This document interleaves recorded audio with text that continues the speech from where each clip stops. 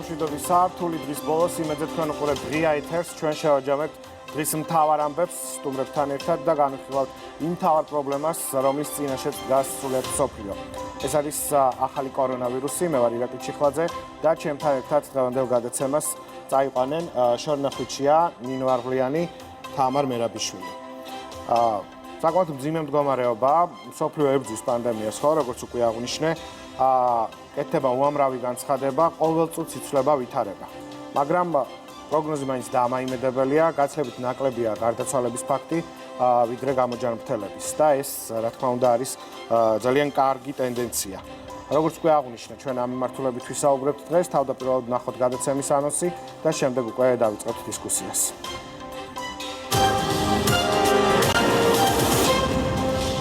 200,000-ზე მეტი ინფიცირებული 200-მდე ქვეყანაში. მსოფლიო კორონავირუსის პანდემიის პირისპირ. ჩინეთში ვითარება უმჯობესდება. ეპიდემიის ყველაზე მწვავე კერა იტალია. შეჩერებული ავიამიმოსვლა და ჩაკეტილი საზღვრები. როგორ უმკლავდება საქართველოს ეპიდემიას? დარჩი სახლში. მოწოდება თითოეულ მოქალაქეს. ხელისუფლებას ზომების კიდევ უფრო გამკაცრებას აპირებს. რა ვიცით და კიდევ რა უნდა ვიცოდეთ ახალი ვირუსის გავრცელების პირობებში. დაავადებათა კონტროლის ეროვნული ცენტრი პაატა იმნაძე. პრემიერ-მინისტრის მრჩეველი ირაკლი ჩიქოვანი. პარიზიდან ექიმი ინფექციონისტი ეკატერინე ჩაკვეტაძე. პედიატრი თემურ მიქელაძე.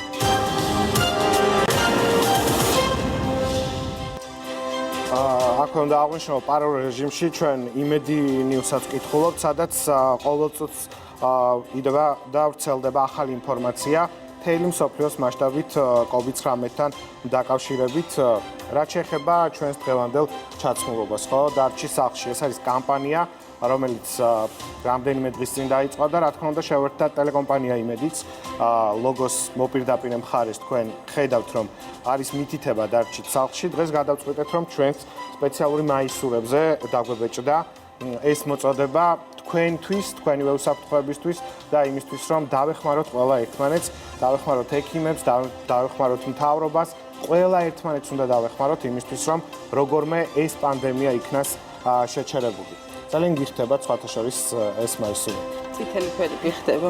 ირაკლი, ეს არ არის მოწოდებისთვის, ეს აუცილებლად უნდა ითქვას კიდევ ერთხელ, რადგან ჩვენ ვიცით სპეციალისტებისგან, რომ ახლა სახლში დარჩენაზე გადის ვირუსის დამარცხების მთავარი გზა. შესაძლებლობა აუცილებლად უნდა დარჩეს სახლში, აი აუცილებლად. ამიტომაც დარჩით სახლში, ეს არის ჩვენი მთავარი თხოვნაც და მოწოდებაც. კი, ვერცდებით და ნამდვილად დარჩით სახლში, ვიყურეთ, რომელ არსაც გნებავთ იმას უყურეთ, თავარია დარჩით სახლში და იყავით უსაფრთხოდ. რა თქმა უნდა, ტრადიციას არ დავარღვევ და გაცემის დასაწყისში მე გაგაცნობ დღევანდელი ეთერის ინტერაქტივს, რომელიც შემდეგი შინაარსისაა, როგორ ართმევენ თავს კორონავირუსთან ბრძოლას ქართველი ექიმები. კარგად, ცუდად. წარი რა თქმა უნდა ფასიანია, თუ გექნებათ სურვილი, შემოგვერთით, დააფიქსირეთ თქვენი პოზიცია და ამ ინტერაქტივს ჩვენ გადაცემის ბოლოს შევაჯამოთ. ახლა გადავიდეთ უკვე მთავარ ნაწილზე, თქვენ როგორც იცით, დაახლოებით 1 საათის წინ თვალწვდები ქრონიკის სპეციალური გამოშვება გავიდა.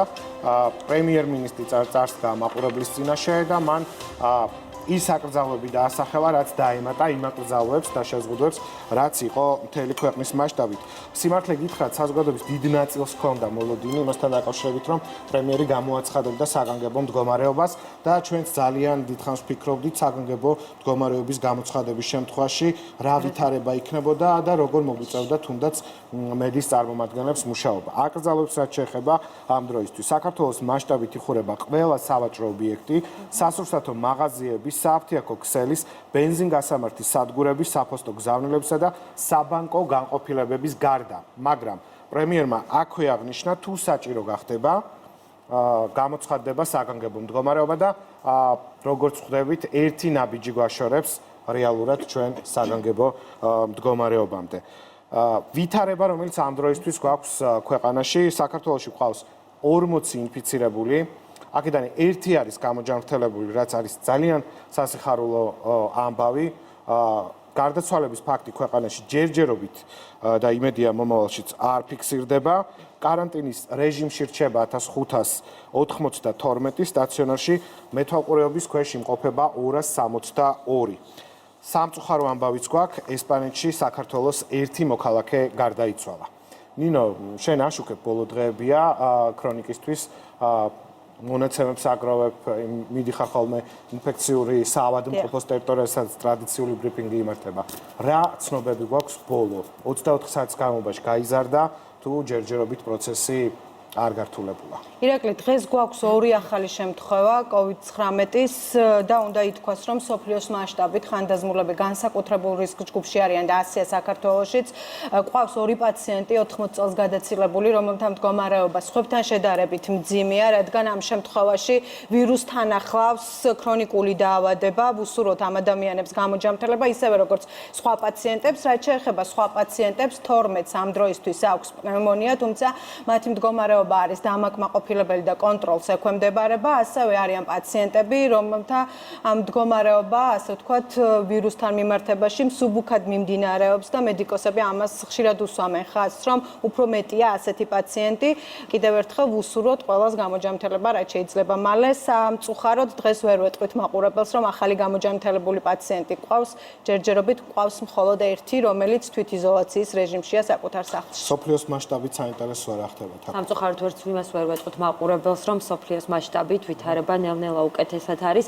გარდა ჩინეთისა, ნელ-ნელა იკლებს ჩინეთში ინფიცირებულთა რაოდენობა, რასაც ვერ ვიტყვით იტალიაზე, კატასტროფული შედეგია იტალიაში. იტალიამ გაუსწრო ჩინეთს გარდაცვალების რაოდენობით. ჯამურად იტალიაში გარდაცვლილი ადამიანების რაოდენობა არის 3405 და ჩინეთში არის 3249. დღეს 60 მილიონიან ქვეყანაში 41000-ზე მეტი დაინფიცირებულია. მხოლოდ ერთი დღის მონაცემებით 5000 ადამიანი დაინფიცირდა კორონავირუსით და 427 გარდაცვალების ახალი შემთხვევა გვაქვს. არდა ზუსტად ერთი თვის წინ დაიწყო ყველაფერი იტალიაში, ლომბარდიის რეგიონში, როდესაც მივიდა 38 წლის მამაკაცი საკუთარი ნებით კლინიკაში და ეს იყო პირველი ოფიციალური შემთხვევა და ერთი თვის თავზე კატასტროფული სურათია იტალიაში. ძალიან სამწუხაროა, რომ სხვა ქვეყნებში ძალიან რთული მდგომარეობა. იტალიის შემდეგ ყველაზე სწრაფად ვრცელდება ვირუსი ირანში, შემდეგ მოდის ესპანეთი, გერმანია, ამერიკის შეერთებული შტატები, საფრანგეთი, სამხრეთ კორეა, შვეიცარია, დიდი ბრიტანეთი, ნიდერლანდები. ეს ის ქვეყნებია, სადაც ინფიცირებულთა რაოდენობა აღემატება 2000 და ზოგიერთ მათგანში გაცილებით მეტი არის.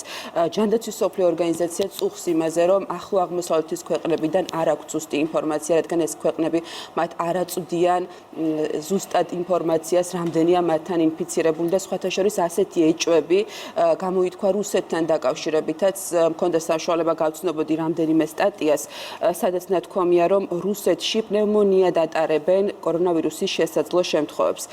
როცა ამ ცუდ ამბებზე ვსაუბრობთ, მინდა კიდევ ერთი ახალი ამბავი გითხრათ, რომელიც კარგი ამბავია, შეიძლება ასე ჩაითვალოს, ნახოთ როგორ გაამართლებს უბრალოდ ამერიკის შეერთებული შტატების შესაბამისმა სამსახურმა კორონავირუსის სამკურნალო მედიკამენტის გამოყენების ნებართვა გასცა, როცა ამას ვამბობ ჩვენი ინფორმაციის წყარო არის დონალდ ტრამპი, რომელსაც დაახლოებით 3 საათის წინ ჰქონდა პრესკონფერენცია და იქ თქვა, რომ მალარიის და ართრიტის წინააღმდეგ მედიკამენტმა ჰიდროქსილქლორიკანმა აჩვენა ძალიან კარგი შედეგი და შესაბამისმა სამსახურმა მისი გამოყენების ნებართვა უკვე გასცა. იზღაჩეს რადგან დონალდ ტრამპი ახსენე, ეხა Imedi News-ზე ვკითხულობ, რომ სოფლიო დიდ საფასურს იხდის იმისთვის, რაც ჩინეთმა ჩაიდინა, სავარაუდოდ ესეც აღნიშნულ კონფერენციაზე თქვა დონალდ ტრამპი. ვირუსი რომ გადაივლის, სავარაუდოდ ეს ალბათ სოფლიოს მთავარი თემა იქნება ჩინეთის მიერ გატარებული ასე ვთქვათ, ის ღონისძიებები, რომელიც ვირუსის ოფიციალურ გასაჯაროებამდე იქნა ჩინეთის. სანატრელი გაგვიხდა ნინო პოლიტიკაზე ლაპარაკი, როგორც ჩანს. ხო, მთავარია გადაიაროს ამ პროცესმა და მე ისევ ბევრი ვისაუბროთ პოლიტიკაზე, თუმცა ცოტა ხანში ჩვენ კიდევ დაუბრუნდებით ამ კონტექსტშიც, ვიწრო პარტიული ინტერესები როგორც ჭარბობს ზოგიერთს იგივე ამ ეპიდემიის კონტექსტში. ჩვენ უნდა ვნახოთ ახლა სიუჟეტი, რომელიც დღეისათვის მოამზადა თაკო მერაბიშვილმა. თაკო როგორც გადაცემის დასაწყისში აღვნიშნე, საბედნიეროდ თუ არ ვიცი, როგორ შეიძლება ამას დავარქვათ, 40 ინფიცირებული ყავს, ხო? საქართველოში გარდაცვალების ფაქტი არ გვაქვს და ერთი გამოჯამრთელებულია, ასევე ველოდებით, რომ იმედია ყველა მათგანი გამოჯამრთელება, იმიტომ რომ ბევრი მათგანის ფორმა სიმძიმე ამ ვირუსის არის შედარებით მსუბუქი, ხო, როგორც გვეუბნებიან. ახლა გითხარი მთავარი აქცენტები, რაზეც სიუჟეტში იქნება საუბარი.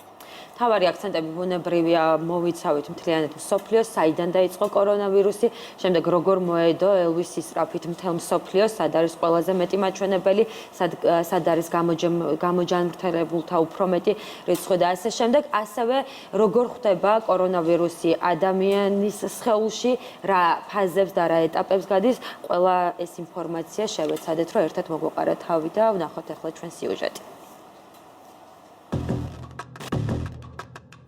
2019 წლის 10 დეკემბერი, ჩინეთი, ქალაქი ვუჰანი. ზღვის პროდუქტების გამყიდველმა ქალმა თავი შეუძლო იგრძნო.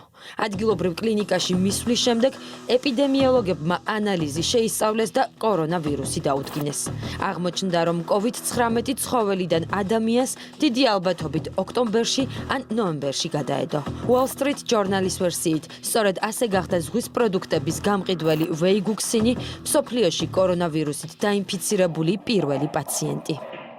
სწორედ ასე დაუკავშირდა კორონავირუსი ვუჰანის ზღვის პროდუქტების ბაზრობას, რომელიც ჩინეთმა 2020 წლის 1 იანვარს დახურა. ვირუსი უსწრაფესი ტემპით ჯერ მთელ ჩინეთს მოედო, შემდეგ სამხრეთ კორეასა და იაპონიაში გავრცელდა. მოგვიანებით კი მსოფლიოს ყველა წერტილი მოიცვა. 30 იანვარს ჯანდაცვის მსოფლიო ორგანიზაციამ კორონავირუსს გლობალური საფრთხე უწოდა. 11 მარტს კი საერთაშორისო პანდემია გამოაცხადა. That COVID-19 can be characterized as a pandemic. მაშინ როცა კორონავირუსით ინფიცირებულთა და გარდაცვლილთა რაოდენობა ჩინეთში ნელ-ნელა ikლებდა, რიცხვები დრამატულად იზრდებოდა ევროპის ქვეყნებში. ეპიდემიამ ყველაზე მძიმე სურათი იტალიაში შექმნა. ჩაიკეტა საზღვრები, დაიხურა მუზეუმები და საგანმანათლებლო დაწესებულებები. ელვისის სწრაფით დაცარიელდა ყველაზე ხალხმრავალი ადგილები. საერთო ჯამში იტალიაში კორონავირუსით 35,000-ზე მეტი ადამიანი დაინფიცირდა და 3,000-ზე მეტ შემთხვევაში ლეტალური შედეგით დასრულდა. გლობალურ საფრთხედ წოდებული ვირუსის წინაშე დაცული ვერც ერთი ქვეყანა ვერ აღმოჩნდა. იტალიის შემდეგ ვირუსი სწრაფად გავრცელდა ესპანეთში, გერმანიასა და საფრანგეთში. საგანგებო მდგომარეობაა გამოცხადებული თითქმის ყველა სახელმწიფოში. ევროპას სიცარიელე მოიცვა და სრულად გაჩერდა პოლიტიკური ცხოვრებაც. მკაცრი ზომების მიღების მიუხედავად კორონავირუსი გავრცელდა ამერიკის თითქმის ყველა შტატში. დონალდ ტრამპმა საგანგებო მდგომარეობა ქვეყანაში 13 მარტს გამოაცხადა. I am officially declaring a national emergency. სოფლიო პანდემიას ებრძვის საქართველოს ქვეყანაში ინფიცირების პირველი შემთხვევა 26 თებერვალს დადასტურდა. ნომერ 1 პაციენტი ირანიდან შემოსული საქართველოს მოქალაქე იყო. მან კორონავირუსი უკვე დაამარცხა, გამოჯანმრთელდა და კლინიკიდანაც გაწერეს. იმის მიუხედავად, რომ ქვეყანაში კორონავირუსით ინფიცირებულთა რაოდენობა 40-მდე გაიზარდა, სახელმწიფო ექიმებთან ერთად ვირუსს ჯერჯერობით უმკლავდება.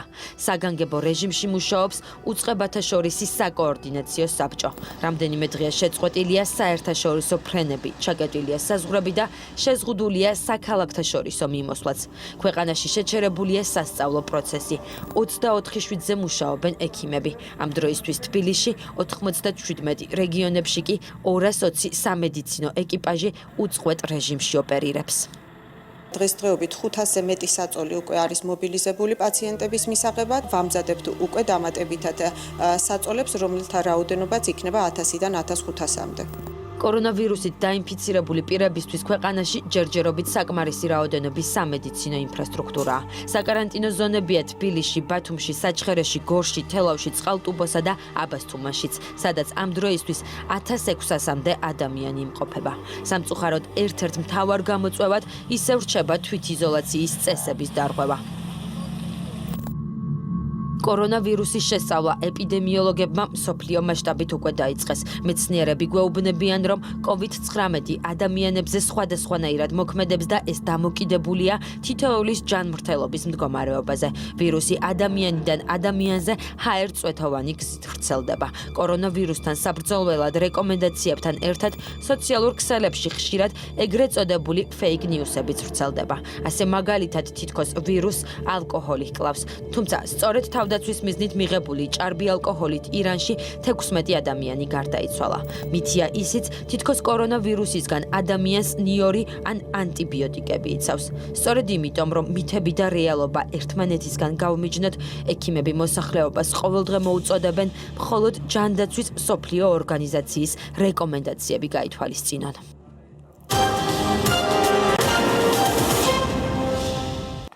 ეს ხო ერთგვარი მოკლე მიმოხილვა რა ვითარებაა ქვეყანაში და ქვეყნის ფარგლებს გარეთ იმ ქვეყნებში, სადაც ებრძვიან კორონავირუსს.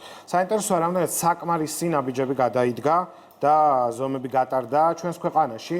თაკო, დამეხმარე იმ ჩამონათვალში რა ნაბიჯებიც იქნა გადადგმული. ამ დრომდე უკვე შეზღუდულია ყველამ კარგად იცის და მოსახლეობამ საკუთარ თავზე უკვე გამოცადა სამარშრუტო ტაქსების მიმოსვლა, საქალაქთაშორისო სამარშრუტო ტაქსების გადაადგილება, ჩაკეტილია საზღვრები, ფრენები შეზღუდულია. 1 საათის წინ, როგორც პრემიერმა განაცხადა, უკვე შეზღუდები შეეხო ასევე სავაჭრო ობიექტებსაც. ახლა ველოდებით რა იქნება შემდეგი ნაბიჯი. საინტერესოა რა იქნება შემდგომი ნაბიჯი, თუმცა ძალიან მოკლედ უნდა აღვნიშნო, როდესაც ამ შეზღუდვებზე საუბარი, ამით ბუნებრივია ეკონომიკასაც კონკრეტული საფრთხე ექნება, ხო? მთელი მსოფლიოს მასშტაბით ვერ აღმოჩნდა ეკონომიკა იმუნური, ხო, ამ ვირუსთან. მაგრამ რა ხდება ჩვენს ქვეყანაში? მოკლედ ზოგიერთი პოლიტიკოსის მეუღლე, ვისაც აქვს პოლიტიკური ინტერესები, აკეთებენ ისეთ განცხადებებს და ისეთ კომენტარებს, რაც თუ არ გადაამოწმა შესაძლოა არც დაიჯერო და გეგონოს რომ ეს არის ყალბი ამბავი. მაგალითად ერთ-ერთი ასეთი კომენტარი, რომელიც სოციალურ ქსელში შევხვდა და საზოგადოების დიდი ნაწილის კრიტიკა მოჰყვა, თუ არის შესაძლებელი ვაჩვენოთ ჩვენს ტელემაყურებელს. აი, ეს არის პოსტი თამარ ჩერგოლეიშვილის. პოსტი არა, უბრალოდ კომენტარია ერთ-ერთი მოქალაქისთან დიალოგში. კორონამ ვერანაირი გეგმა ვერ ჩამოგვამ, ხო? პირიქით დაზარალებული ეკონომიკა ოპოზიციას აწყობს გონება დაძაბეთ. მოდი აღარ გავაგრძელოთ. გონი ესეც არ უნდა წამეკითხა. ეს ზოგადად არ წარმოუდგენელი ესეთი პოსტები სუმცირე უხერხული და არ შეიძლება ვიწრო პარტიული ინტერესებიდან გამოხვიდე, როდესაც ამ ხელა პანდემიის წინაშე დგას მსოფლიო, მაგრამ რას ვიზამთ, ასეთი აზრიც ფიქსირდება. ჩვენ გავაგრძელოთ საუბარი ცოტა ხანში. მე კიდევ ერთხელ შეგახსენებთ, რომ შემოგვერთება პრემიერის მრჩეველი ირაკლი ჩიქოვანი, რომელიც გვეტყვის იმ ნაბიჯების შესახებ, რომელიც გადაიდგა 24 საათის რეჟიმში მუშაობს მთავრობა, მედიკოსები, ექიმები, გუშინ თქვენ იცით, რომ მთელი ქვეყნის მასშტაბით იყო მადლობის ტაში და ის არ არის საკმარისი ამ ადამიანებისთვის, გაცლებით მეტი, მაგრამ თავარი ახლა ყველაფერი კარგად იყოს და შემდეგ უკვე კიდევ უფრო დიდ მადლიერებას გამოხატავთ ამ ადამიანების მიმართ. ახლა კი პირველი სტუმარი ჩავთოთ პირდაპირ ეთერში, რა თქმა უნდა, ეს იქნება დისტანციურად პაატა იმნაძე, დაავადებათა კონტროლის ეროვნული ცენტრის დირექტორის მოადგილე. ბატონო პაატა, მადლობა, რომ იღებთ გადაცემაში მონაწილეობას. ვიცი, რომ ძალიან რთულია, იმიტომ რომ 24 საათიან რეჟიმში მუშაობთ თქვენ და არ არის მარტივი გაანაწილოთ დრო. პაციენტები, პასუხისმგებლობა, შეხვედრები და პარალელურად საზოგადოებასაც მიაწოდოთ ამომწურავი ინფორმაცია. რა ეტაპზე ვართ დღეს? რა შეგიძლიათ გითხრათ? რა მდგომარეობაა საქართველოში? თქვენ უკვე აჩვენეთ მაყურებელს პრაქტიკულად რა ხდება მსოფლიოში. ჩვენთან ერთად დაიწყო თქვა პორტუგალიაში და ახლობით ერთ დღეს იყო და იქ რაღაც 1000-ზე მეტი შემთხვევა უკვე ჩვენ ჯერჯერობით 40-ზე ვართ. რა თქმა უნდა, მის თქმა რომ თქვა ჩვენ ყველაზე მაგრები ვართ არ არის, მაგრამ ჯერჯერობით იმას ვახერხებთ ყოველ შემთხვევაში, რომ დრო რომელიც მაგრამ ყველა ძალიან მნიშვნელოვანია ახლა რაც შეიძლება გავახანგრძლივოთ ის პერიოდი, როდესაც ქვეყანაში დაიწყება ვირუსის უფრო ფართო გავრცელება. ჩვენ შევძელით, რომ მაქსიმალურად გაგვეწევა ეს პერიოდი ჯერჯერობით მაინც ხედავთ, რომ არ არის ქვეყანაში ესეთი ძვავისებური მატება და ძალიან დიდი იმედი გვაქვს, რომ ეს არ მოხდება. დღეისათვის იცით, რომ თქვათ ქვეყანაში არსებული სიტუაცია ეს არის ფაზაში გადასვლა, შეკავების ფაზას ვაგრძელებთ, მაგრამ უკვე ამუშავდა ასე ვთქვათ მეორე ფაზის ღონისძიებები, ანუ გავრცელების შენელების ღონისძიებები, მოგხსენებათ თავრობამ გაითვალისწინა ჯანდაცვის სექტორის რეკომენდაციები მაქსიმალურად და კიდევ უფრო მეტი შეზღუდვები დაწესდა ჩვენი მოქალაქეებისათვის და იმედი მაქვს, რომ მე მესმის, რომ ძალიან ძნელია, ძალიან ბევრი ჩვენი თანამოქალაქეს დისკომფორტი ექმნება, ძალიან ბევრი პრობლემა დგება შეიძლება ეკონომიკურიც, ახლა ბევრი ოჯახისათვის, მაგრამ დამერწმუნეთ ჯანმრთელობა ჩვენ ჯანმრთელობის გარეშე არაფერი არ გავხდება. ბატონ პატა, 3 კვირა შესრულდა, ამას შემდეგ რაც ქვეყანაში გვყავს პირველი დაინფიცირებული. რამდენად კარგად გაიარა ჩვენმა ქვეყანამ ეგრეთ წოდებული შეკავების ეტაპი? Ну, იცით რა, თქვენ ბევრი ინფორმაცია შეგიძლიათ მოიძიოთ, თქვათ, ეს არის, თქვათ, ყველაფერი არის გამოქვეყნებული, რომ თქვათ, ასეთ 3 კვირის მანძილზე ასეთ შედეგები, რომ მინიმალური რაოდენობა იყოს ქვეყანაში დაინფიცირებულების, რომ ჯერ კიდე ჩვენ ვიცით ყველა ჯაჭვი გადაცემისა, ასე ვთქვათ, ერთი ადამიანიდან მეორეზე იყო ორი შემთხვევა, როცა ვთქვათ, არ იყო ზუსტად დაზუსტებული პიროვნება, ვისგან გახდა პირველი ავადმყოფი, მაგრამ ვიცოდით, რომ ეს იყო უცხოელი, ვთქვათ, სტუმარი. დღეს ჩვენ უკვე გუშინ ავტვირთეთ არის ეგეთი მსოფლიო ბაზა, სადაც ის ქვეყნები, ვისაც შეუძლიათ ასეთი ქვეყანა ბევრი არ არის, მათ შორის დიდიც, რომელსაც სეკვენირება მოახდინა, თქვათ, თავის გამოყოფილი ვირუსების, ჩვენ უკვე 6 ვირუსის ავტვირთეთ ამ ბაზაში. ზეთებით რაღაცები არ უნდა დავასწავლოთ? რომ ეს, თქვათ, ჩვენი ვირუსი იმ შემთხვევაში, როცა ჩვენ არ ვიცოდით, თქვათ, ზუსტად, ნამდვილად აღმოჩნდა, რომ არის, ასე ვთქვათ, როგორც ასახელებდა ადამიანი, რომ საფრანგეთიდან ჩამოსულ სტუმართან ჰქონდა კავშირი, გენეტიკურად ეს ვირუსი არის მსგავსი საფრანგეთში მოცირკულირე ვირუსისა, ამას ჩვენ ვაკეთებთ ლუგარის ცენტრში, რომ დავადგინოთ გენეტიკური, თქვათ, სეკვენირების საშუალებით. დიახ, ბატონო პატა, გასაგებია, თქვენ ახსენეთ რამდენიმე წუთის წინ ეგრეთ წოდებული გავრცელების ეტაპი, რომლითაც ჩვენ ყველაზე მეტად გვეშინია და გვაფრთხობს ეს, თქვენ გექნებას წინასწარ გათვლები გაკეთებული, დაახლოებით როდის ველოდებით ჩვენ ამ პიკს და ამ შემთხვევაში ხომ არ იცვლება დაავადებათა კონტროლის ცენტრის რეკომენდაციები, აი ხომ არ გამკაცრდება, რამე დამატებით ხო არ უნდა გავითვალისწინოთ? ну, იცით რა, დღეს ქვეყანაში ეტაპობრივად რაც განხორციელდა პირველივე დღეებიდან, როდესაც ასე ვთქვათ, მსოფლიოში ეს პრობლემა გაჩნდა, ყველაფერი ხორციელდება გარკვეული, თქვათ, გეგმის მიხედვით, თუ რისკების შეფასების საფუძველზე რომელ ეტაპზე რა უნდა გაკეთებულიყო ქვეყანაში, რომელ ეტაპზე მე მახსოვს ძალიან კარგად, ბევრი ქილიკობდა ჩვენ რო ვარიგებდით ლიფლეტებს აეროპორტში, ლიფლეტი გააჩერებს ვირუსს. აღმოჩნდა, რომ ლიფლეტმა აღმოაჩენილა ხო პირველი ავადმყოფები. მერე ქილიკობდნენ იმაზე, რომ ამათი გაზომილი ტემპერატურით აეროპორტში ვთქვათ აღმოჩნდება და დაიჭერენ ამითი ვირუსს. აღმოჩნდა, რომ თურმე გაზომილი ტემპერატურით შესაძლებელია საზღვარგარეთ აღმოვაჩინოთ, ვთქვათ, პაციენტები. ანუ ის მეთოდები, რაც თავიდან იყო გამოყენებული, მერე გამკაცრდა ნელ-ნელა, მერე უფრო მეტი ღონისძიებები, მერე უფრო მეტი ღონისძიებები. ბატონო პატა. ჩვენ ძალიან ბედნიერები ვართ იმის, რომ ჩვენ ყველა რეკომენდაცია თავის დროზე და ზოგჯერ გადამეტებითაც სრულდებოდა. ბატონო პატა, მე მაინტერესებს უსაფრთხოების ზომების უფრო მეტად გამკაცრებასთან დაკავშირებით, როდის შეიძლება მისცეთ ხელისუფლებას დამატებითი რეკომენდაციები?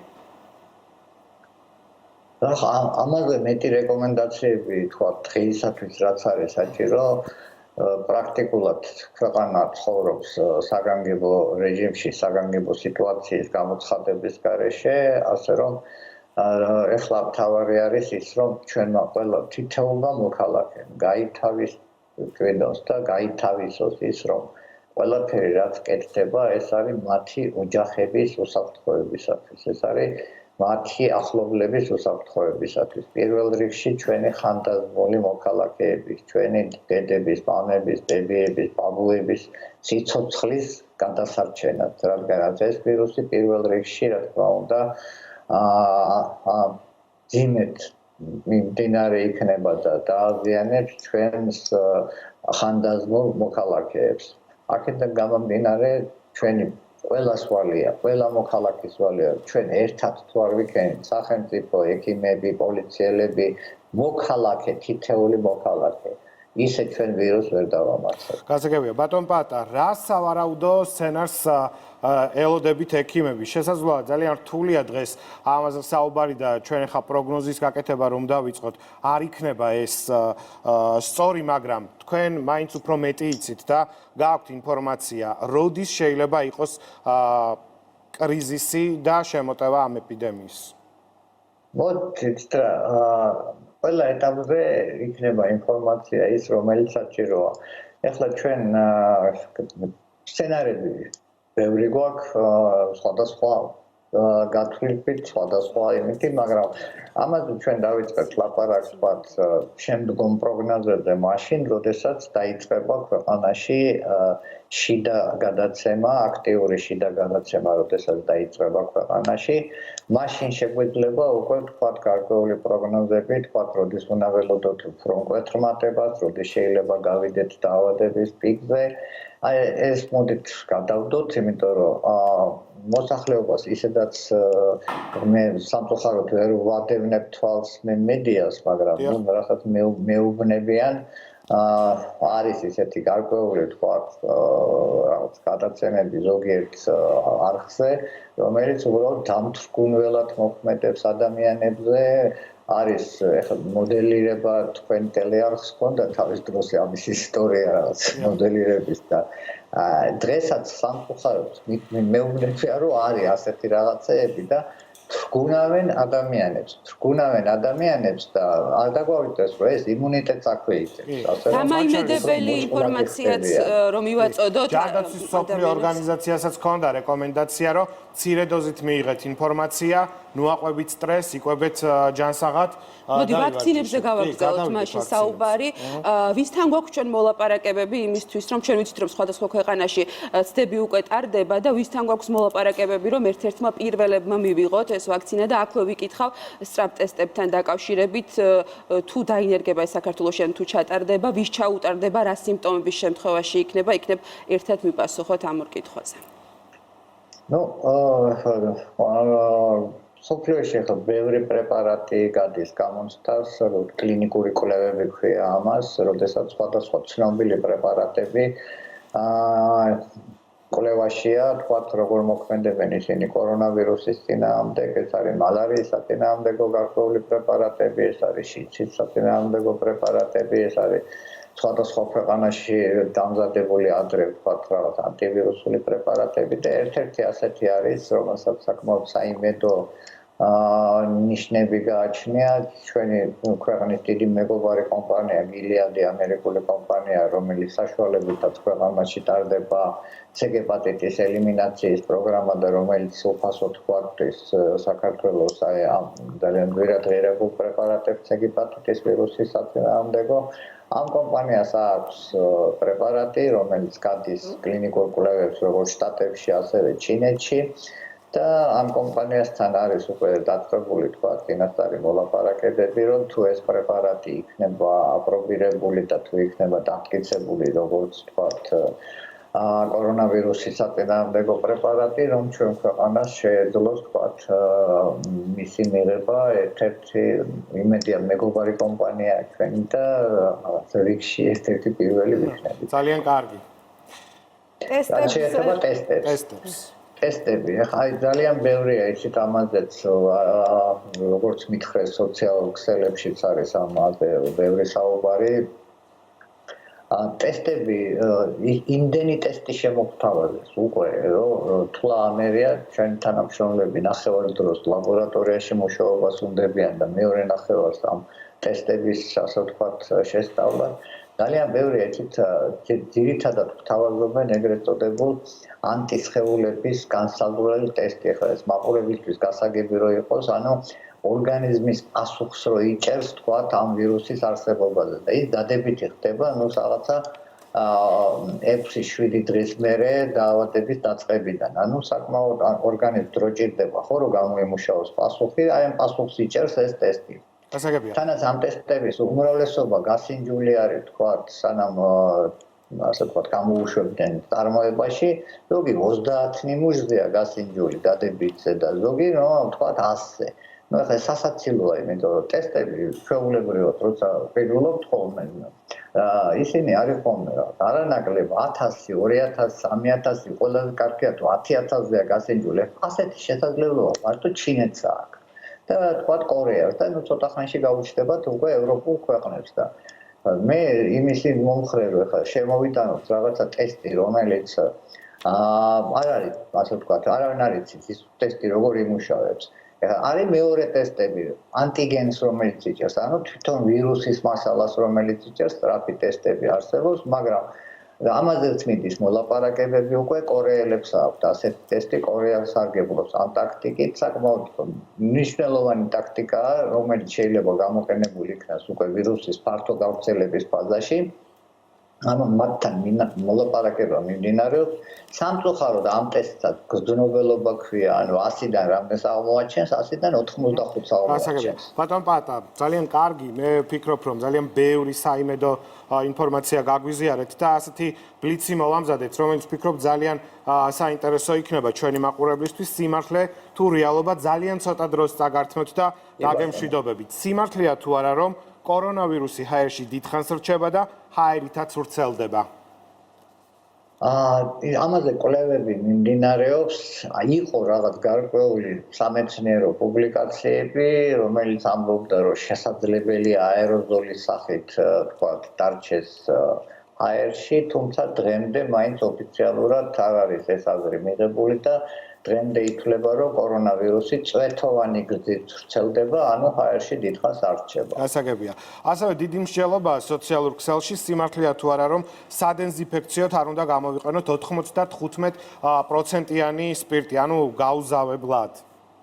95%-იანი სპირტი არასოდეს არ უნდა გამოვიყენოთ არც ერთი დაავადებისათვის სადეზინფექციოდ. ну ახლა ამ მექანიზმების ახსნას მე არ მოვყვები, სპირტი უნდა იყოს 60-დან 70 გრადუსამდე. სიმართლეა თუ არა რომ 15 წამის განმავლობაში, სუნთქვის შეკავების შემდეგ თუ დაგვახველებს, არ ვართ კორონავირუსით ინფიცირებული. აი ასეთი თუ არ დაგვახველებს. ასეთი ტესტი ნამდვილად ამსმენია, შეიძლება თუ დიდი მადლობელი დავრჩები თუ წყაროს მომაწოდიან სამეცნიერო საწესერია. სოციალურ ქსელებში ვრცელდება უბრალოდ. გასაგებია და კიდევ ერთი ასეთი ინფორმაცია ვრცელდება, რეკომენდაციებს უზიარებენ სოციალურ ქსელში. სიმართლეა თუ არა რომ ნიორის ჭამა, წიწაკა, ლიმონი გვეხმარება ვირუსთან ბრძოლაში. ნიორიც ძალიან კარგია ჯანმრთელობისათვის, წიწაკაც ძალიან კარგია ჯანმრთელობისათვის, ლიმონს ხო არ ვლაპარაკობ, ძალიან კარგია ჯანმრთელობისათვის, იმიტომ რომ C ვიტამინი შეიცავს დიდი რაოდენობით, მაგრამ სამწუხაროდ კორონასგან ესენი ვერ დაგვიცავს. გასაგებია, დიდი მადლობა. მადლობა. ხელების დასაბანად თუ არა გვაქვს 60 გრადუსიანი სპირტი, ჭაჭა არსებობს 60 გრადუსიანი, ასე რომ ხელების დასაბანად გადასარევია. თქვენ როდის იყავით ბოლოს ავად, როგორ იცავთ ხოლმე თავს? არ მახსოვს არცალია ხოლმე. ექიმები ავად არ ხდებიან, ხო ბატონო პატა? გრიპზე ვიცრები ხოლმე. მადლობა წარმატებებს გისურვებთ, გამძლეობას გისურვებთ და ძალიან დიდი მადლობა არა მხოლოდ იმისთვის, რომ იყავით ჩვენი გადაცემის სტუმარი, იმისთვის, რასაც აკეთებთ ქართველი ხალხისთვის. მადლობა გისურვებთ წარმატებებს. დავამშვიდობეთ ჩვენს პირველ სტუმარს. პატარა რეპლიკას გავაკეთებ თქვენის ნებართვით. ბატონმა პაატამ თქვა, რომ ზოგიერთი არქივ აკეთებსო ისეთ რეპორტაჟებსო და ისეთ გადაცემებსო, რომ აი ამძიმებს სიტუაციასო არარეალურად ასახავსო და ერთ დროსო ადრეო მსგავსი რაღაცა ანუ იმიტირებაო თქვენს არხზეც იყო. ანუ ბევრი წლის წინ იყო ჩვენს არხზე, მაშინ როდესაც ეს არხი იყო წინა ხელისუფლების მიერ ოკუპირებული და ის ხალხი აკეთებს დღესაც იმ მძიმე რეპორტაჟებს თუ რეალობას აცდენილს, რაც გააკეთეს. ეს ის იმედი აღარ არის. ეს ის იმედი აღარ არის, ეს ნამდვილი იმედია. გავაგრძელოთ ჩვენ საუბარი და ახლა სტუდიაში შემოგვერთება საქართველოს პრემიერ-მინისტრის მრჩეველი ბატონი ირაკლი ჩიქოვანი. ჩვენ ვართ სტუდიაში. ბატონო ირაკლი, დიდი მადლობა რომ ხართ ჩვენი გადაცემის სტუმარი. ხელს ვერ ჩამოგართმევთ. ვითვალისწინებთ ჯანდაცვის მსოფლიო ორგანიზაციის რეკომენდაციას. პირველ რიგში მადლობა იმისთვის როგორც ექიმებს უთხოვით მადლობა, ასევე თქვენს გუნდს 24 საათის განმავლობაში ყველაფერს აკეთებთ იმისთვის, რომ ეს ეპიდემია როგორმე იქნას შეკავებული, შენელებული მაინც, მაგრამ ჩვენ ვხედავთ, რომ თლად კარგად ვითარება არ გვაქვს. რა ზომებია გადადგმული და კიდევ რას უნდა ველოდოთ? ერთი ნაბიჯი გვასშორებს საგანგებო მდგომარეობამდე. თუ არა? მოგესალმებით საღამომშვიდობის პირველ რიგში დიდი მადლობა მოწვევისთვის და მინდა მადლობა გადაგიხადოთ იმ კამპანიისათვის, რომელსაც თქვენ აწარმოებთ და მოუწოდებთ საზოგადოებას, რომ დავრჩეთ სახლში და მართლაც, როდესაც ჩვენ გუშინ ყველანი გავხდით მოწმე იმისა, თუ როგორ ქართულმა საზოგადოებამ მადლიერება გამოხატა ჩვენი სამედიცინო სფეროს წარმომადგენლებისთვის, მე მგონი მადლობის საუკეთესო ფორმა არის სახლში დარჩენა, იმისათვის, რომ მათ შეუმსუბუქოთ შრომა და რა თქმა უნდა დავიცვათ საკუთარი თავებით და რა თქმა უნდა დავიცვათ ჩვენი ახლობები. გადაწყვეტილებები არის მიღებული ძალიან ბევრი და ყველა ეს გადაწყვეტილება მიზნად ისახავდა იმას, რომ ჩვენ მაქსიმალურად აგვერიდებინა თავი და მაქსიმალურად შეგვეყოვნებინა შიდა გავრცელების ეტაპი ჩვენ სახელმწიფოში. გამოწვევა, რომელსაც ჩვენ დღეს ვუმკლავდებით, ეს არის არა მხოლოდ საქართველოს გამოწვევა, ეს არის გლობალური გამოწვევა და სწორი გადაწყვეტილებები და სწორი რეცეპტი, მზა რეცეპტი ამ გადაწყვეტილებების არ არსებობდა. თუმცა მინდა ხაზი გაუსვა იმას, რომ ყველა ის გადაწყვეტილება, რომელიც აქამდე იქნა მიღებული საქართველოს მთავრობის მხრიდან, იმსახურებს დადებით შეფასებას ყველა იმ ორგანიზაციის მხრიდან, ვინც ჯანდაცვის სფეროში მონაწილეობს, სოფლიო ჯანდაცვის ორგანიზაცია და სხვა ასეთები და ვთვლი, რომ გადაწყვეტილებები აქამდე მიღებული არის ეფექტიანი. თუმცა სამწუხაროდ არსებობს რეალობა, როდესაც ადამიანები არ ითვალისწინებენ იმ რეკომენდაციებს და იმ გადაწყვეტილებებს, რომელსაც საქართველოს მთავრობა იძლევა. როგორც იცით, პირველი გადაწყვეტილებები ეს იყო შეზღუდვა სწავლის, ეს იყო შეზღუდვა იმ თავშეყრის ადგილების, სადაც შესაძლებელი იყო, რომ უფრო მაღალი რისკის მატარებელი იყო გავრცელება უფრო სწორედ და ასევე დღეს უკვე მიღებული იქნა გადაწყვეტილება უსაფრთხოების საბჭოს შემდგომ, რომ ჩვენ აბსოლუტურად ყველა ობიექტს, რომელიც არ ვაჭრობს სურსათით, არ არის დაკავებული, არ არის ბენზინგასამართსადგური და ასევე არსებითად არ არის დაკავშირებული ჩვენი ყოველდღიურობის აუცილებლობების უზრუნველსაყოფად იქნება დახურული. ეს არის მნიშვნელოვანი გადაწყვეტილება, ვინაიდან ჩვენ გვინდა მაქსიმალურად შევაჩეროთ ეს ვირუსის გავრცელება.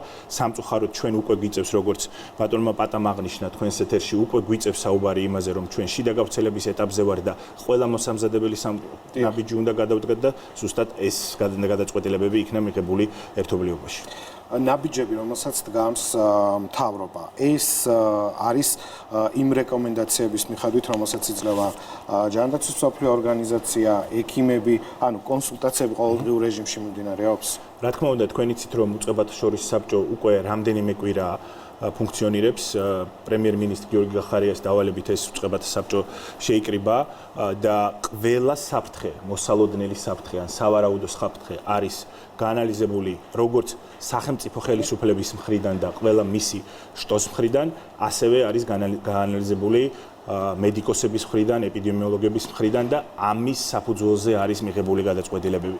თქვენ იცით და არაერთხელ გაგიკეთებიათ რეპორტაჟი იმის თაობაზე, თუ როგორ მიმდინარეობს და რა შემადგენლობით ეს გადაწყვეტილებები და ვთვლით, რომ ამ გადაწყვეტილებების საფუძველი არსებობდა და ყოველ თითოეულ მათგანს წინ უძღვის კონსულტაცია, რომელსაც ყველა მონაწილე იღებს ამ კონსულტაციებში მონაწილეობას და გადაწყვეტილებები არის მიმართული კიდევ ერთხელ იმისკენ, რომ ჩვენ საზოგადოებას მაქსიმალურად შეუმციროთ კორონავირუსისგან საფრთხეები.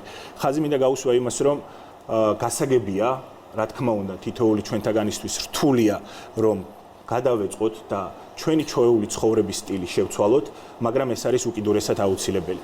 შეზღუდვები, რომელიც არის დაწესებული ტრანსპორტთან მიმართებაში, შეზღუდვები, რომელიც არის დაწესებული სხვა ბიზნესებთან მიმართებაში, ეს არის აუცილებელი იმისათვის, რომ ჩვენ დღეს სწორად და სწრაფად გავუმკლავდეთ ამ გამოწვევას და რა თქმა უნდა, როდესაც გადავლახავთ ამ გამოწვევას, შემდგომ შევძლოთ დავაბრუნოთ საქართველოს მთლიანად და საქართველოს ეკონომიკა იმ განვითარების ხაზზე, რომელზეც აქამდე იდგა. ბატონო ირაკლი, საგანგებო რეჟიმთან დაკავშირებით ბევრი მოსაზრება მოვისმინეთ ბოლო პერიოდში. რა არის ის ზღვარი, როდესაც მთავრობა მივა ამ გადაწყვეტილებამდე, თუნდაც კარანტინის რეჟიმამდე? აი, სად არის ეს ზღვარი, რა შეგიძლიათ გითხრათ? ვიდრე ამ კითხვაზე გაგცემდეთ პასუხს, გეტყვით იმას, რომ ბევრი ღონისძიება, რომელიც ჩვენს მიერ იქნა მიღებული და ბევრი რეკომენდაცია, რომელიც მთავრობის მიერ იქნა გაცემული, ზუსტად გულისხმობს საგანგებო მდგომარეობის რეჟიმს. დიახ, ეს არის ის, რასაც საგანგებო რეჟიმის პირობებში ჩვენ მოგვიწევდა ამ გადაწყვეტილებების მიღება, თუმცა ჩვენ ყველა ამ გადაწყვეტილებას ვიღებდით ეტაპობრივად, გამოწვევების სიმწვავის ხარისხიდან გამომდინარე, რა თქმა უნდა, საგანგებო მდგომარეობასთან დაკავშირებით გიპასუხებთ, რომ უსაფრთხოების საბჭო შეიკრიბა სულ რამდენიმე საათის წინ, ამ საბჭოში მონაწილეობა მიიღო როგორც საქართველოს პრეზიდენტმა, ასევე საქართველოს პარლამენტის თავმჯდომარემ, გიორგი გახარიასთან, პრემიერ-მინისტრ გახარიასთან ერთად იქნა მიღებული გადაწყვეტილება, რომ თუ ეს აუცილებლობა დაუდგება ქვეყანას, ეს გადაწყვეტილება იქნება მიღებული. ამ გადაწყვეტილების აუცილებლობის შემთხვევაში პარლამენტიც და პრეზიდენტიც მზად არის მათზე დაკისრებული კონსტიტუციით დაკისრებული ყველა უფლებამოსილებას სწრაფად უნდა მოხდეს, შეგიძლიათ გითხრათ, აი რა შეიძლება იყოს საგანგებო მდგომარეობის გამოცხადების მაგალითად გაიზარდოს ინფიცირებულთა რაოდენობა, იყოს უფრო ცუდი შედეგები, ყველანაირი ვერსია რომ განვიხილოთ თუ რა? არის რამდენიმე სცენარი, ამ სცენარებთან მიმართებაში ჩვენ უკვე დიდი ხანია მუშაობთ და მუშაობენ არა მხოლოდ სახელმწიფო სტრუქტურები, არამედ მუშაობთ ექიმებთან ერთად, ჯანდაცვის სექტორის წარმომადგენლებთან, ეკონომისტებთან და სამართალდამცავებთან, ეპიდემიოლოგებთან ერთად და ამ სცენარების განვითარების და შესაბამისად იქნება ეს გადაწყვეტილებები მიღებული. მაგრამ კიდევ ერთხელ მინდა ხაზი გაუსვა იმას, რომ იქნება თუ არა საგანგებო მდგომარეობა ქვეყანაში, ჩვენ უნდა დავიცვათ აბსოლუტურად ყველა ის რეკომენდაცია, რომელიც აქამდე არის მიღებული. ჩვენ თავი უნდა ავარიდოთ მაქსიმალურად ჩვენ სოციალურ აქტივობებს, მოვახდინოთ ჩვენი მაქსიმალური დისტანცირება კონტაქტების თვალსაზრისით, მოვახდინოთ ჩვენი მაქსიმალური დისტანცირება იმ ხალხმრავალი ადგილებისგან, რომელიც შეიძლება არსებობდეს, მაგრამ თუმცა პრაქტიკულად რეკომენდაციების შესაბამისად მინდა გითხრათ, რომ ესეთი ხალხმრავალი ადგილები აღარ უნდა იყოს ჩვენს ყოველდღიურ ცხოვრებაში. ეს არის დროებითი რეჟიმი და ამ დროებით რეჟიმს ჩვენთვის აუცილებელია, რომ ჩვენ ეს რეჟიმი დავიცვათ იმისათვის, რომ ხვალ ზეგ მაქსიმალურად სწრაფად მოვახერხოთ ამ გამოწვევის. კიდევ დარჩა რამენაბიჯი საგანგებო მდგომარეობის გამოცხადებამდე? არის გადაწყვეტილებები, რომელსაც ჩვენ მივიღებთ სიტუაციის და შესაბამისად. მე წინასწარ ამასთან დაკავშირებით საუბარი არ მინდა, ვინაიდან ეს მხოლოდ ჩემი პრეროგატივა არ გახლავთ, რა თქმა უნდა და ეს არის ერთობლივი გადაწყვეტილება, რომელსაც რა თქმა უნდა იღებს პრემიერ-მინისტრი გახარია. ვადონერკი, თავარი მაინც ის არის, რომ საზოგადოება დაემორჩილოს, როგორც თქვენც აღნიშნეთ და ყოველდღიურად ამაზეა საუბარი, რეკომენდაციებს, რომ თქვენც ექიმებსაც და ყველას კონდეს შესაძლებლობა, რომ მაქსიმალურად ნაკლები იყოს ვირუსის გავრცელება, ხო, რომელიც დაწყებულია ქვეყანაში. მაინც შეიქმნა პანიკა და დღეში რამდენჯერმე იმართებოდა მთავრობის ადმინისტრაციაში შეხვედრები ბიზნესთან, შესაბამისი უწყებების წარმომადგენლებთან, რომ იგივე პროდუქტი იყოს ხელმისაწვდომი, არ გაიზარდოს ფასები, მოსახლეობა იყოს მაქსიმალურად უზრუნველყოფილი ყველაფრით და ასე შემდეგ. აი, ამ მიმართულებით რა მდგომარეობა გვაქვს? ჩვენ შემთხვევით დღეს არ გვაქვს სტუდიაში ის სურსათის ის ნაწილი, რომელზეც დღეს ითქვა, რომ არ უნდა გაიზარდოს ამაზე ფასი.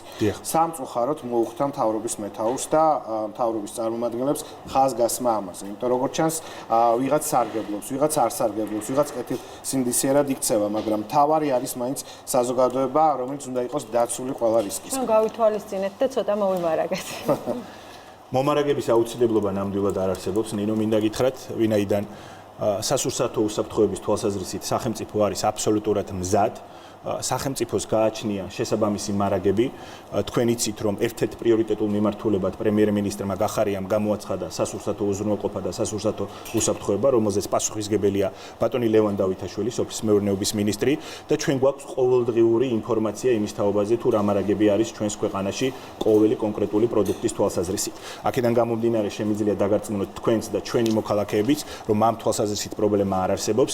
როგორც ირაკლიმ აღნიშნა, სამწუხაროდ იარსებებენ ადამიანები, რომლებიც შეეცდებიან როგორც პოლიტიკური თვალსაზრისით, ასევე რა თქმა უნდა ეკონომიკური სარგებლის მიღების თვალსაზრისით ხელი მოითხოვონ ამ ვითარებაზე, მაგრამ ზუსტად ამ გამოწვევიდან გამომდინარე იქნა მიღებული გადაწყვეტილება და რა თქმა უნდა კიდევ ერთხელ ბიზნესთან კონსულტაციით უკვე შემუშავებულია მექანიზმი, რომელიც საშუალებას მოგცემს, რომ ჩვენ შევინარჩუნოთ ის ფასები, რომელი ფასებიც დღეს არის დაფიქსირებული ამ კონკრეტულ პროდუქტებთან მიმართებაში. რა თქმა უნდა ჩვენ ქონდა საუბრები როგორც მომწოდებლებთან, ასევე დისტრიბუტორებთან, მაგრამ ჩვენ გვაქვს ასევე გამოწვევა, რომ საცალო სექტორში, საცალო გაყიდვების სექტორში შესაძლოა გარკვეული манипуляციები იყოს, ამასაც გააკონტროლებს სახელმწიფო იმისათვის, რომ ჩვენმა საზოგადოებამ მაქსიმალურად დაცულად იგრძნოს თავი. რაც შეეხება ეგრეთ გარკვეულ აჟიოტაჟს. თქვენ იცით, რომ ბოლო უქმეებზე მოხდა გარკვეული რიგების შექმნა სასურსათო მაღაზიებში, მაგრამ როგორც დავინახეთ, ეს ერთ დღეში უკვე აღარ იყო, იმიტომ რომ საზოგადოებამ დაინახა, რომ რეალურად საფრთხე ამისი არ არსებობს. მაღაზიაში ყოველთვის გადაიყიდება ის პროდუქტი, რომელიც აუცილებელია ჩვენი ყოველდღიური ყოფისთვის და რა თქმა უნდა, მაღაზიები მიუხედავად ერთი წუთი დავასრულებ, მიუხედავად იმისა, რა მდგომარეობა იქნება, საგანგებო მდგომარეობა იქნება თუ არ იქნება, სასურსათო მაღაზიები იფუნქციონირებენ აფთიაქები, რა თქმა უნდა, იფუნქციონირებენ ბენზინგასამართ სადგურები და ეს ყველას კარგად უნდა ესმოდეს, ამის თვალსაზრისით პრობლემა არ არსებობს და მექანიზმი უკვე შემუშავებულია და ჩვენ ამისთვის მზადა ვართ. რა თქმა უნდა, ქვეყანაში ასევე არის მარაგი რომელიც დაკავშირებულია პროტეინის წყაროსთან და ამიტომ ჩვენ მაქსიმალურად უზრუნველყოფთ იმას, რომ ჩვენი მოქალაქეებისთვის ეს ფასები არ გაიზარდოს, როგორც გითხარით, მოწოდების ჯაჭვში თავარ აქტორებთან ჩვენ უკვე გვაქვს შეთანხმება მიღწეული, საცალო სექტორში შესაძლოა გარკვეული დარღვევები იყოს, მაგრამ ამასაც სახელმწიფო გააკონტროლებს. გასაგებია. ძალიან ოპტიმისტური განცხადებები გაკეთეთ და დროებით რამდენიმე წუთით გთხოვთ რომ დარჩეთ ჩვენთან, მანამდე პარიზი უნდა ჩავთოთ. ეკატერინე ჩაკვეტაძე, იმუნოლოგი, საფრანგეთიდან გვერდდება პირდაპირ ეთერში. მოგესალმებით, ქალბატონო ეკატერინე, მადლობა რომ ხართ ჩვენი გადაცემის სტუმარი. ძალიან დიდია ინტერესი, როგორც უკვე აღვნიშნეთ, არა მარტო ქვეყნის შიგნით რა ხდება, ზოგადად გლობალურ ჭრილში, ვინაიდან ძალიან ბევრი ქვეყანა ამ პანდემიის წინაშე და პირისპირ და იბრძვის. პარიზში რა ხდება ის, რაც ჩვენ არ ვიცით და რაც სტატისტიკით არ არის შესაძლოა ჩვენთვის ცნობილი. რა მდგომარეობა საფრანგეთში. მოგესალმებით ყველას, მადლობა მინდა მოგახსენოთ მოწვევისთვის და საშუალება მაქვს რომ ჩემი აზრი და გამოცდილება გაგიზიაროთ. როგორც მოგეხსენებათ, არის პარიზში საგანგებო სანიტარული მდგომარეობა გამოცხადებული ორშაბათიდან. პირველი განცხადება იყო პრეზიდენტის შაბათ საღამოს, რომ დაიკეტებოდა რესტორნები და ბარები და საზოგადოებრივი თავშეყრის ადგილები, მაგრამ ამ განცხადებას სათანადო პასუხი არ მოყვა და ორშაბათს გადაწყვეტილება იქნა მიღებული, რომ გამოცხადდეს ზოგადი კარანტინი, ანუ ყველა ფაქტურად იზოლაციაში არის დღეს პარიზში. უშუალოდ თქვენს კლინიკაში რა მდგომარეობაა, თუ შეგიძლიათ გითხრათ? ესე იგი, ჩემს კლინიკაში, როგორც თქვენ ახსენეთ, მე ვარ იმუნოლოგი ინფექციონისტი, ვარ ინფექციურ განყოფილებაში ერთ-ერთი ექიმი. ჩვენ გვაქვს 24 ასაწოლიანი განყოფილება და დღეს სავსე არის ჩვენი განყოფილება კორონავირუსის პაციენტებით. ქალბატონო ეკა, როგორია ასაკობრივი ზღვარი ინფიცირებულების? იცით რა არის ჩვენი მდგომარეობა დღესდღეობით, კერძოდ ჩვენი საკუთარი სტატისტიკა არის ესეთი, რომ არის უმეტესად მამაკაცები, 24 ადამიანიდან არის 22 მამაკაცი, საშუალო ასაკი არის 29-დან 80 წლამდე, მაგრამ მინდა ვთქვა, რომ ეს ცოტათი არ ველოდით მართალი რომ გითხრათ, ასაკი არის უფრო ხშირად, 35-დან 55 წლამდე რა. რამდენად ხშირია საფრანგეთში ისეთი შემთხვევები, რაც ჩვენ მოგვისმენია ევროპის სხვა ქვეყნებიდან, როდესაც ინფიცირებულები შინმკურნალობენ ექიმის მეთვალყურეობის გარეშე, უბრალოდ მეთვალყურეობით და როგორ ხდება ამ ყველაფრის კონტროლი? თუ არის ასეთი შემთხვევები საფრანგეთში? დიახ, იცით როგორ არის, ესე იგი ეპიდემიის ამ მსვლელობაში, გადავედით ჩვენ მეორედან მესამე ფაზაში. მეორე ფაზა რა მდგომარეობა იყო, როდესაც არის მიმართული ყველა ძალისხმევა იმისთვის, რომ ეპიდემია შეჩერდეს. საერთოდ შეწყდეს. საფრანგეთმა ეს ვერ მოახერხა და დღესდღეობით უკვე გადავედით მესამე ფაზაში, სადაც უკვე პრიორიტეტი არის, რომ ჩვენ ვუმკურნალოთ მძიმე ფორმით დაავადებულ ადამიანებს და ფაქტურად ის ადამიანები, რომელთაც მსუბუქი ფორმა აქვს ვირუსის, ეს არის დაახლოებით 85% ინფიცირებული ადამიანების, არიან სახლში და არის ოჯახის ექიმი, რომელთანაც ქალბატონო ეკატერინე, ემანუელ მაკრონმა კრიზისი ჯანდაცვის სფეროშიო გააკეთა ასეთი განცხადება. ამ დროისთვის, როგორც ვიცით, საფრანგეთში 10,000-მდე ინფიცირებულია, არის 264 გარდაცვლილი. საბედნიეროდ საქართველომ შეძლო ვირუსის დაჭერა, რატომ ვერ შეძლო ეს საფრანგეთმა, თქვენ რა შეგიძლიათ გითხრათ? თქვენი შეკითხვით ვისარგებლებ და პირადად გადავხდი მადლობას დაავადების კონტროლის ეროვნულ ცენტრს, იმიტომ რომ ნამდვილად სამაგალითოდ გაუძღნენ ამ სიტუაციას. მე გაუცებული ვარ საფრანგეთმა ეს ვერ შეძლო და საერთოდ მსოფლიო ჯანდაცვის ორგანიზაცია ვერ გათვალა ის რისკი, რასაც წარმოადგენდა ეს კორონავირუსი, ეს ახალი კორონავირუსი. ეს ალბათ იმიტომაც მოხდა, რომ წინა კორონავირუსის ეპიდემია, რომელიც 2002 წელსში იყო, ანუ მოხდა მისი საკმაოდ მალე, თქვათ, შეჩერება ამ ინფექციის, არ გავრცელდა ევროპაში იმდენად, მაგრამ ანუ ფაქტიურად ეხლა მივხვდით, რომ ძალიან დიდი განსხვავება არის ამ ორ ვირუსს შორის და განსაკუთრებით ეს განსხვავება იმაში არის, რომ ფაქტიურად ვირუსი გადამცემი, ახალი კორონავირუსი გადამცემი არის თუნდაც ასიმპტომატიურ, ანუ ნაკლებად სიმპტომებიან ფორმაში, როდესაც პირველი კორონავირუსი გადამცემი იყო მხოლოდ ერთი დღის, დღინახევრის მერე სიმპტომები რაც გამოვლინდებოდა. გასაგებია, მადლობა ქალბატონ ეკატერინე, რომ მიიღეთ გადაცემაში მონაწილეობა. პარიზი იყო ღია ეთერში, ჩვენ უბრუნდებით სტუდიის სტუმარს. ბატონო ირაკლი, ერთგვარი ტრადიცია გვაქვს ბოლო შეკითხვა, რა შეიძლება იყოს ხვალინდელი დღის წესრიგი, რაც საზოგადოებისთვის არის მნიშვნელოვანი. ჩვენ მაინც აქცენტი გავაკეთეთ საგანგებო მდგომარეობის გამოცხადება, არ გამოცხადებაზე. ეს ხო არ არის დამოკიდებული მაგალითად იმაზე, რომ მეოთხეული გადაცემა ვირუსის თუ მოხდება და იდენტიფიცირება უკვე გაჭირდება ქვეყანაში, ამ შემთხვევაში მოუწევს მთავრობას გამოაცხადოს საგანგებო მდგომარეობა. გიპასუხებთ, რა თქმა უნდა, ჩვენ ამ სცენარზეც მუშაობთ, თუმცა არა მხოლოდ ესეთი გადაცემა, არამედ არსებობს სხვა შემთხვევებიც, რა შემთხვევებში შეიძლება ჩვენ ეს გადაწყვეტილება მივიღოთ და ამ გადაწყვეტილებისთვის, რა თქმა უნდა, ჩვენ მზად ვართ და ხელისუფლება ამ გადაწყვეტილებას მიიღებს, არ შეუშინდებით და რა თქმა უნდა, ამის მენეჯმენტიც იქნება ადეკვატური.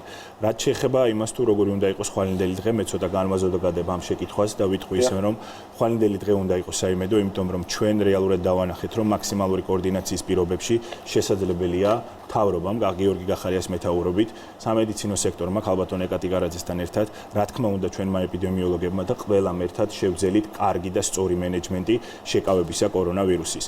ეხლა ჩვენს მთავარ ამოცანად რჩება ეკონომიკური გამოწვევები, რომელიც ქვეყანას გარდაულად დაუდგება ამ კორონავირუსის შემდეგ, იმიტომ რომ ეს მხოლოდ საქართველოს არ დაუდგება, არამედ დაუდგება მთლიანად მსოფლიოს და ამ გამოწვევებზე ჩვენ ერთად უნდა ვიბრძოლოთ. ჩვენთვის მთავარი ამოცანა არის, რომ მივიღოთ ყველა ის გადაწყვეტილება, რომელიც საშუალებას მოგცემს, რომ მაქსიმალურად ნაკლები ზიანით გამოვიდეთ კორონავირუსთან ბრძოლაში და შემდგომ საქართველოს დავაბრუნოთ იმ ეკონომიკური განვითარების პოზიტიურ ტრაექტორიაზე, რომელსაც როგორც ყველა კარგად ხედავდით, უკვე ბოლო რამდენიმე წლის განმავლობაში საქართველოს ინარჩუნებს.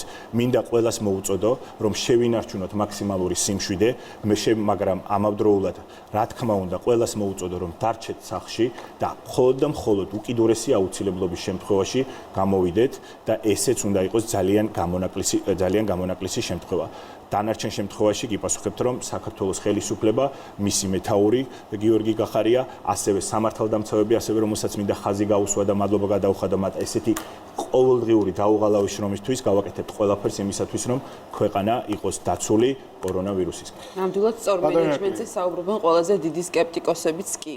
გასაგებია, მადლობა, მინდა გისურვოთ წარმატებები თქვენ და თქვენს გუნდს, იმიტომ რომ არ იქნება მარტივი, მიუხედავად იმისა, რომ ძალიან ოპტიმისტურად ჩვენ უნდა დავასრულოთ ეს ბლოკი, დაგემშვიდობებით და მადლობა თქვენ ერთხელ რომ იყავით ჩვენთან ერთად. თემურ მიქელაძე, პედიატრი გვეყოლება რეკლამის შემდეგ და ასევე შევაჯამებთ ინტერაქტივს დაგველოდებით.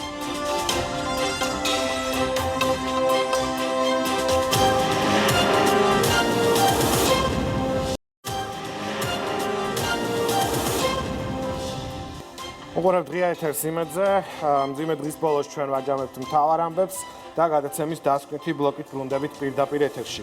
ვიდრე სტუმარს წარმოგიდგენთ, მანამდე გეტყვით ინტერაქტივის შედეგებს, კითხვა შემდეგია, როგორ ართმევენ თავს კორონავირუსთან ბრძოლას ქართველი ექიმები, კარგად 98%-ზე მეტი ამბობს, რომ კარგად და 2%-ზე ოდნავ მეტი ამბობს, რომ ცუდად. ჩვენ უკვე წარმოგიდგენთ შემდეგ სტუმარს და დავუთმობ ასპარეს დედას, შორენას, რომელსაც პედიატრთან ალბათ ყველაზე მეტი კითხვა აქვს.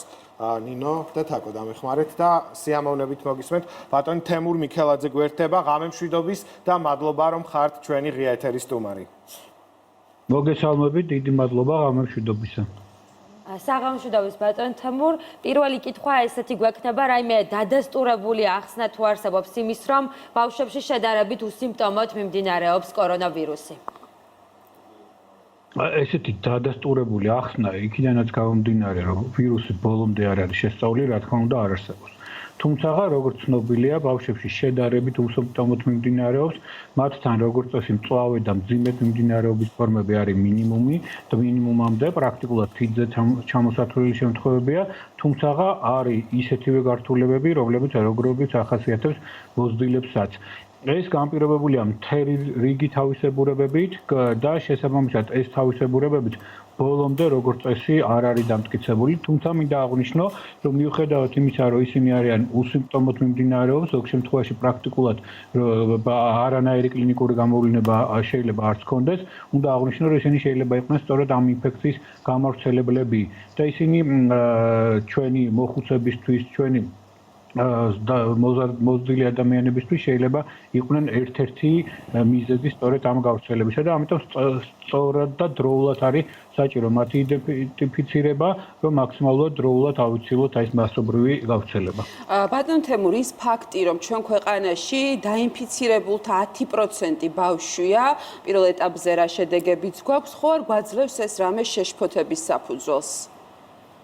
არა, შეშფოთების საფუძველს არ უნდა გვაძლევდეს, რამოთუ ცნობილია ამ დაინფიცირების წყარო, ხო? ეს იყო პირველი კონტაქტები და პრაქტიკულად ის არის ერთი კლასტერის ბავშვები და შესაბამისად აქედან მომდინარე. ეს რო ყოფილიყო დაუშვათ მესამე, მეოთხედი კონტაქტები, ეს კი ბატონო შეიძლება და ჩაგვეთვალო, რომ ეს არის დაახლოებით 10ჯერ და 20ჯერ მეტი. თუმცა აქედან გამომდინარე, რომ ჩვენთვის ცნობილია თუ საიდან დაინფიცირდნენ, ეს არის პრაქტიკულად იგივე პროცენტული მაჩვენებლები, რაც შეიძლება იყოს ევროპის ქვეყნებშიც, იმიტომ რომ როგორც მოგეხსენებათ, იქ პრაქტიკულად ძირითადად ბავშვები სახლში გადიან მკურნალობას და სტაციონარს არც კი აკითხავენ, ხო? აქ ჩვენ შემთხვევაში 4-ვე პაციენტი, ანუ 4-ვე ბავშვი ამ დროს არის ჰოსპიტალიზირებული. ბატონ თემურ, როგორ დავიცვათ ბავშვები სახლში ვირუსისგან, ვინაიდან იძულებითი არდადეგების პერიოდი გვაქვს ქვეყანაში და მშობლებს განსაკუთრებით აინტერესებთ ალბათ ამ კითხვაზე პასუხი. ეს არის ის პირადი ჰიგიენური ნორმები პირველ რიგში, რასაც ჩვენ ნებისმიერი ვირუსული ინფექციის დროს თავაზობთ, რამე თუ როგორც მოგეხსენებათ, კონკრეტულ შემთხვევაში არ არსებობს მედიკამენტი ამ ვირუსის სამკურნალოდ, არ არსებობს მისი პროფილაქტიკური ვაქცინაცია. ეს არის ზოგადი ჰიგიენური ნორმები და მთავარი რეკომენდაცია, რაც არის განსაკუთრებული აუცილებლობის შემთხვევაში არ გავიდნენ გარეთ. თუ ბავშვები გადიან, აუცილებლად უნდა გავიდნენ მოზარდთან ერთად, ან მოზრდილთან ერთად მეთვალყურეობით, იმიტომ რომ პირიქით მათ არასწორად შეიძლება სხვადასხვა ინვენტარს მოკიდონ ხელი, შეიძლება ეზოში, როგორც მოგეხსენებათ, ეზოები შეიძლება სხვადასხვა ცხოველების ექსკრემენტებით იყოს დაინფიცირებული, ან უშუალოდ რაღაც ისეთი ინვენტარით, სადაც ეს კორონავირუსი იყოს ჩაყალიბებული, აქედან გამომდინარე, მაქსიმალურად ყურადღება უნდა მივაქციოთ მათ, დავიცვათ ეს პირადი ჰიგიენური ნორმები, ეს იქნება როგორც ხელის დაბანა ხშირი, ასევე სხვადასხვა ინვენტარის სწორი დამუშავება, თუმცა ისეთი რეკომენდაცია, რომ ბავშვები არ ჩავიყვანოთ კონკრეტული ეპიდემიოლოგიური სიტუაციიდან გამომდინარე, ეზოში რომ არ გავიყვანოთ, არ გვაქვს. განსაკუთრებული მეთვალყურეობით, როგორც თქვენ ახსენეთ, ანუ სად შეგვიძლია თავშეყრის ადგილი არ უნდა იყოს, როგორც მივხვდით, აივანზე შეგვიძლია ალბათ თავისუფლად გავიყვანოთ ბავშვი, კიდევ სად და შეგვიძლია ეზოში ჩავიყვანოთ, შეგვიძლია სხვადასხვა რეკრეაციულ ზონებში გავიყვანოთ. ოღონდ აუცილებელია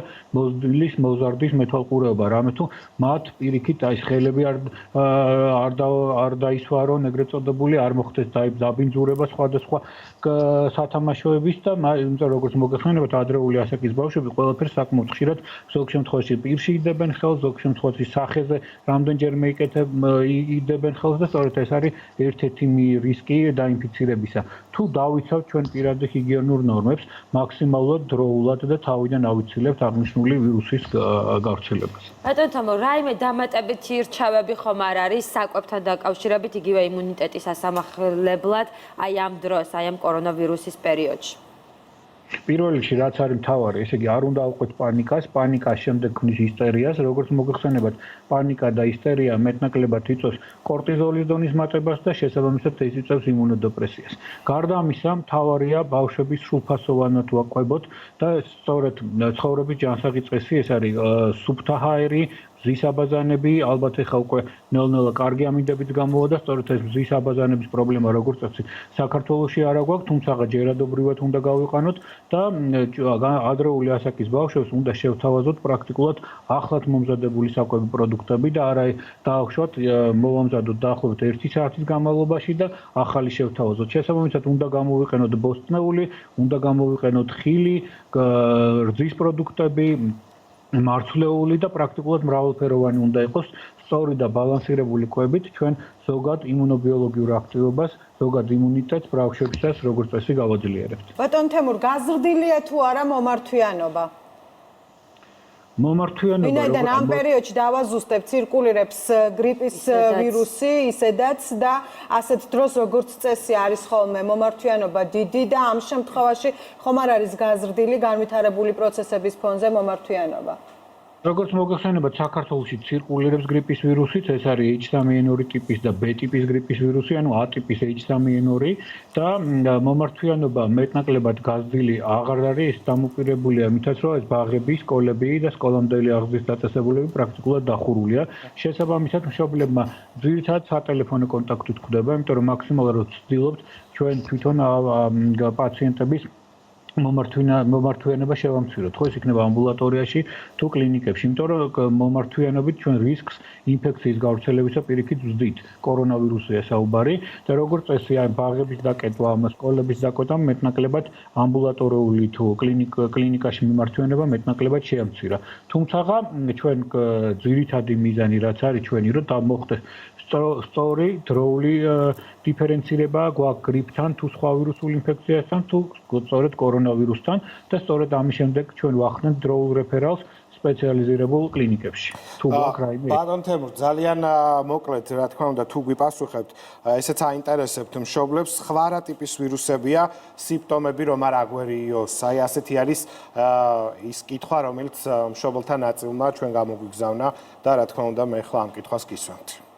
კი ბატონო, საკმაოდ ძნელია მისი დიფერენცირება, იმიტომ რომ კლინიკურად მსგავსია გრიპის მსგავსი და დაუშვათ ვირუსების, იმიტომ რომ ეხლა ცირკულირებს კონკრეტულ სენზორზე როგორც გრიპი, ისე რესპირაციული სინციტიალური ვირუსი, ისე ჩვეულებრივი კორონავირუსი, რაც მანამდე იყო გავრცელებული ყოველთვის და სეზონურად შეიძლება წლის განმავლობაში 3-4 ჯერ გავრცელდეს და არა ახალი კორონავირუსი, ცირკულირებს პარაგრიპის ვირუსები, ადენოვირუსები და ასე შემდეგ.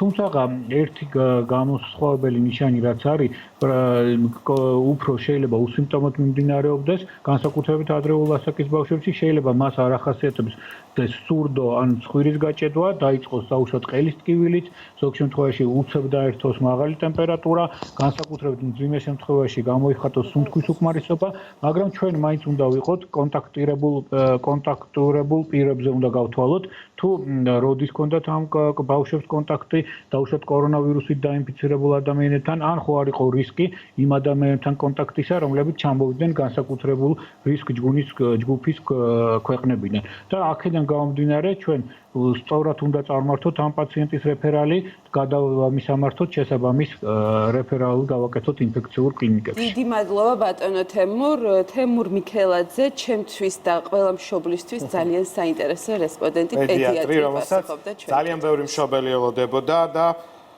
რა თქმა უნდა, კიდევ ერთი რეკომენდაცია მშობლებს ახლა რაც მივიღეთ, რომ თუ არ არის აუცილებელი და საჭირო, მხოლოდ ტელეფონით შეგვიძლია გავიაროთ კონსულტაცია ექიმთან და არ მივიდეთ ადგილზე. აქაც გამოვიჩინოთ სამოქალაქო პასუხისმგებლობა. ჩვენი გაცემა დასასრულს უახლოვდება და მოკლე შეჯამება გავაკეთოთ და შემდეგ დავამშვიდობებით. ბუნებრივია, ბოლო საინტერესო ამბავი ჩვენი საზოგადოებისთვის შესაძლოა იყოს, რომელსაც Imedi News-ი ავრცელებს კორონავირუსის ეპიდემიის გავრცელების გამო კანის კინოფესტივალი გადაიდო, ჩვენ ვიცით რომ ევროვიზია საერთოდ გადაიდო, როდის ჩატარდება, ხო, ამის შესახებ არ გვაქვს ინფორმაცია. რა დაგვრჩა მთავარი დღევანდელი გადაცემა და რაც ყველაზე მეტად არის მნიშვნელოვანი, რომ ახსოვდეს ჩვენს საზოგადოებას, ჩვენს ტელემაყურებელს. ის რომ უნდა მივყვეთ რეკომენდაციებს და უნდა დავრჩეთ სახლში. ალბათ ეს არის მთავარი, რაც გვაქვს რეკომენდაცია როგორც მედიკოსებისგან, ასევე ხელისუფლების წარმომადგენლებს. არ დავარღვიოთ თვითიზოლაციის წესები, უმორჩილესი თხოვნა ყველასგან, ჩვენგან მიიღეთ შევასრულოთ რეკომენდაციები და თუ საშუალება გვაქვს, დავრჩეთ სახლში. დავჭეთ სახლში, ეს აუცილებლად ისევ ერთხელ და გადაცემის დასაწყისშიც და ბოლოსაც ამით დავამთავრებთ, იმიტომ რომ ეს ყველაზე პირველი და უმთავრესი მოწოდებაა და ყოველდღე გავითვალისწინოთ არა უყვეთ ეგრეთ წოდებულ fake news-ებს და გავითვალისწინოთ მხოლოდ ჯანდაცვის მსოფლიო ორგანიზაციის რეკომენდაციები და რჩევები. და აი ეს პროდუქტი, ეს კარგი ინფორმაცია ის რომ სიმშვიდე არ იქნება და ფასი გაიზრდება. ნამდვილად. კი, და ბოლოს მაინც კიდევ ერთხელ გავიმეორებ და გავიხსენებ, პატაიმნაძემ თქვა გადაცემის დასაწყისში, რომ პრაქტიკულად ქვეყანა ცხოვრობს საგანგებო რეჟიმში, საგანგებო მდგომარეობის გამოცხადების გარეშე. ანუ ჩვენზეა, საზოგადოებაზეა დამოკიდებული გარკვეულწილად, მაგრამ მეტწილად თუ კონტროლო გახდება უკვე გადაცემის პროცესი, ალბათ ამ ნაბიჯის გადადგმაც მოუწევს სამწუხაროდ. და რა შეიძლება იყოს ხვალინდელი დღის თემა? ხვალინდელი დღის თემა ისე როგორც დღევანდელი და ალბათ მომდევნო კიდევ რამდენიმე კვირის თემაც იქნება ისევ კორონავირუსი და ჩვენ ველოდებით მთავრობის შემდეგ ნაბიჯებს და ჩვენ ვიცით რომ ინტენსიურ რეჟიმში ისინი მუშაობენ და აწყობენ შეხვედრებს. ძალიან ბედნიერი ვიქნები, როცა ვერცხლში აღარ იქნება კორონავირუსი პირველი მეორე. მაგრამ ხვალაც მოგვიწევს ამ მიმართულებით მუშაობა და მოდით ვისარგებლოთ ღია ეთერით და კვირას სპეციალური ეთერი გვექნება, ხო, რომელიც ასევე მიეძღვნება კორონავირუსს და ეს იქნება პირველი შემთხვევა ჩვენი მუშაობის ისტორიაში, როდესაც ჩვენ დისტანციურად მოვამზადებთ ყველა რეპორტაჟს, მხოლოდ სოციალური ქსელის დახმარებით, ინტერნეტის მეშვეობით, ჩვენ გადაღებაზე არ გავდივართ, რესპონდენტებს წერთ ტელევიზიიდან. ნახოთ რა იქნება, საინტერესო პროექტი გელოდებათ კვირას 9 საათზე და მგონი დროა დავამშვიდობოთ მაყურებელს აღარ გადავყავოთ. კვირამდე დავიმშვიდობთ. უერთდებით ინტერაქტივის შედეგებს ჩვენს 97%. კი, ნამდვილად და კიდევ ერთხელ მადლობა, განსაკუთრებული მადლობა ჩვენს ექიპებს. მადლობა ექიპებს. მშვიდობიან ღამეს გისურვებთ. ნახვამდის. ხამდის.